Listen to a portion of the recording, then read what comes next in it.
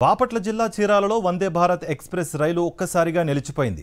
విజయవాడ నుంచి చెన్నై వెళ్తున్న ఎక్స్‌ప్రెస్ ఇంజిన్‌లో సాంకేతిక లోపంతో ఆగిపోయింది. సుమారు 25 నిమిషాల పాటు నిలిచిపోయింది. కుక్కను ఢీకొట్టడంతో దాని శరీర భాగాలు ఇంజిన్‌లో చిక్కుకుపోవడంతో రైలు ఆగిపోయిందని రైల్వే అధికారులు చెబుతున్నారు. మరమ్మతుల తర్వాత రైలు యథావిధిగా ముందుకు సాగింది.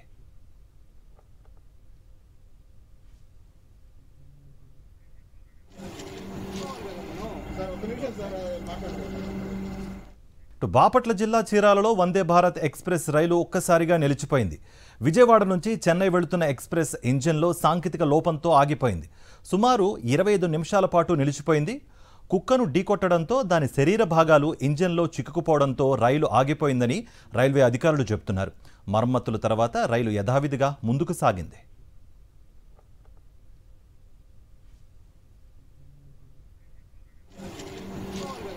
సార్ ఒక నిమిషం సార్ మాట్లాడండి.